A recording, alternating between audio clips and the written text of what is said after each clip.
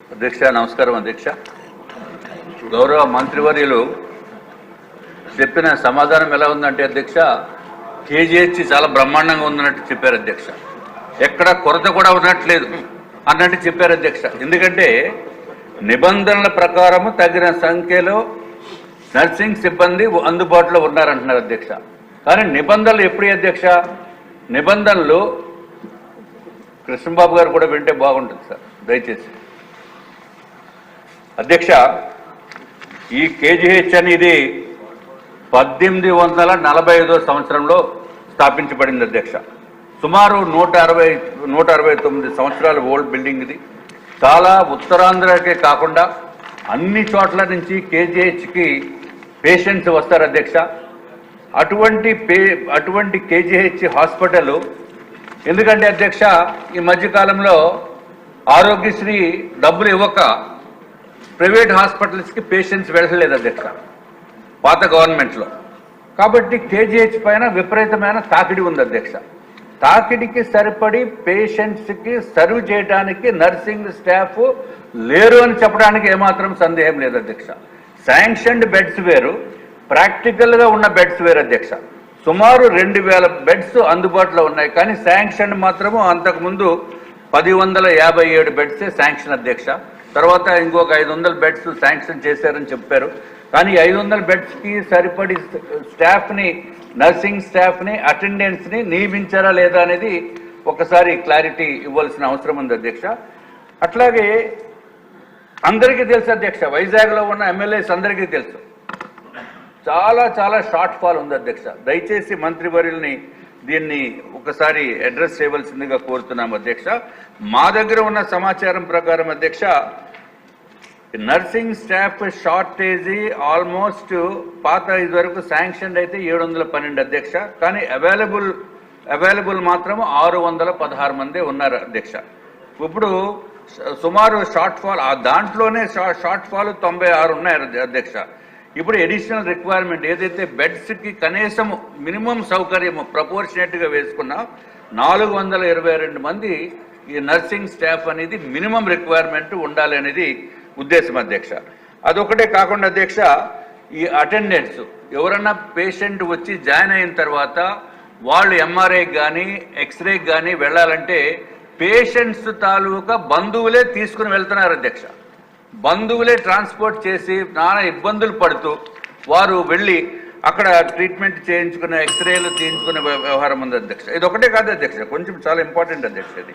అట్లాగే ఈ ఓపీ అధ్యక్ష, దయచేసి ఒక్కసారి తమ సమయం ఇవ్వాలి అధ్యక్ష. ఓపీ సూపర్ స్పెషాలిటీలో ఓపీ కేవలం 3 రోజులే ఉంటుంది అధ్యక్ష.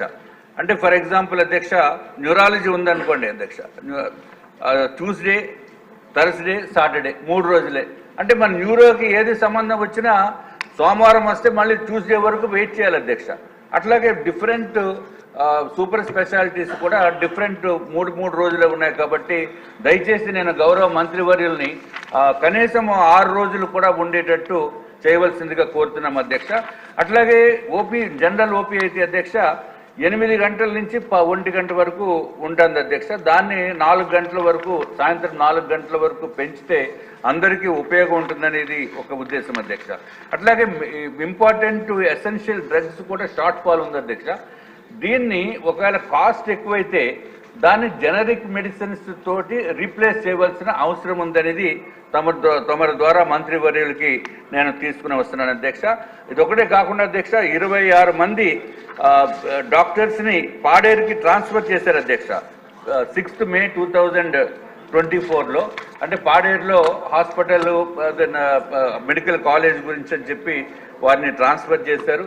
దాని వలన ఇక్కడ కేజీహెచ్లో కూడా సఫిషియెంట్ డాక్టర్స్ లేని మాట వాస్తవం అధ్యక్ష.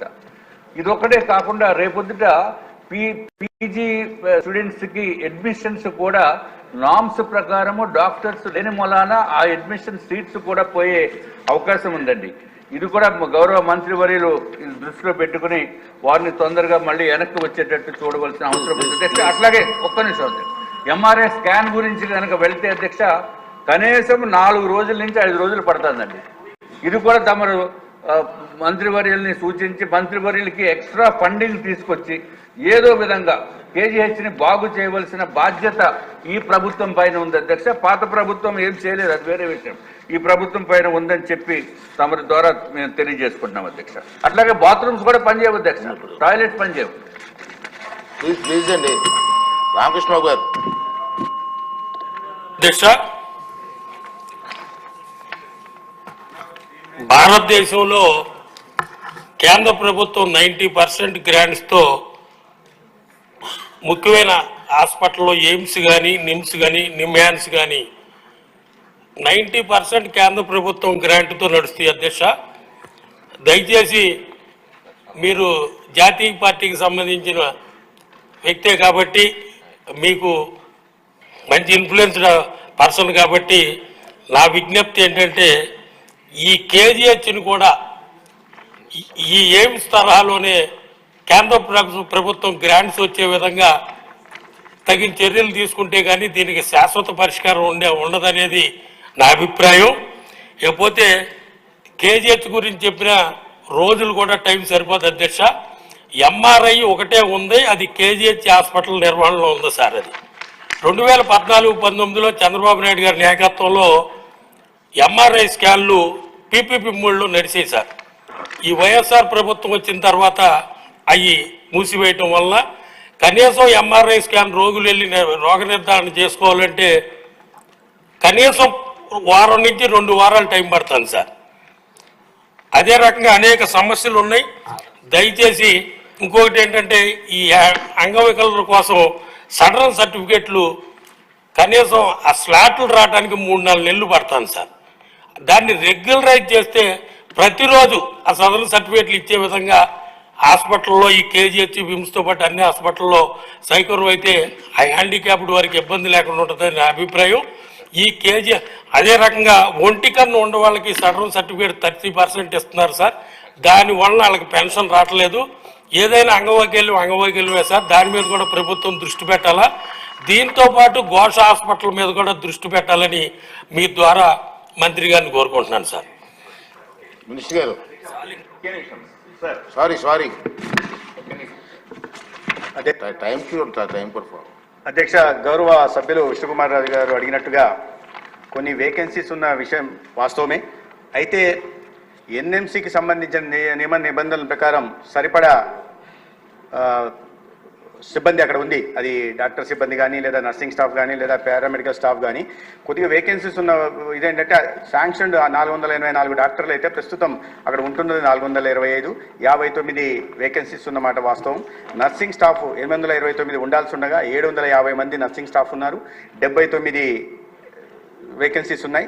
అదేవిధంగా పారామెడికల్ స్టాఫ్ 391 ఉండాల్సి ఉండగా 292 మంది మాత్రమే ఉన్నారు, 99 వేకెన్సీస్ ఉన్నాయి. అయితే ఈ నర్సింగ్ స్టాఫ్కి సంబంధించి ఏఎన్ఎం నుంచి జిఎన్ఎం ట్రైనింగ్ తీసుకుంటున్న వాళ్ళని ప్రస్తుతం అక్కడ నర్సింగ్ స్టాఫ్గా వాడుకుంటున్నాం. వాటిని రాబోయే భవిష్యత్తులో వాళ్ళని రెగ్యులర్ చేసే అవకాశం కూడా ఉంది అధ్యక్ష. అదేవిధంగా అటెండెన్స్ కొరత ఉందని చెప్పారు. దానికి సంబంధించి నోటిఫికేషన్ ఇవ్వడం జరిగింది అధ్యక్ష. డిస్ట్రిక్ట్ సెలక్షన్ కమిటీ నోటిఫై చేసింది. ఆ వేకెన్సీస్ని అది పారామెడికల్ స్టాఫ్ని తొందరలో నియామకం చేయడం జరుగుతుంది. అదేవిధంగా డాక్టర్లకు సంబంధించి AP medical services recruitment board notification ఇవ్వాల్సింది అధ్యక్ష. ఇది తొందరలోనే ఇవ్వడం జరుగుతుంది.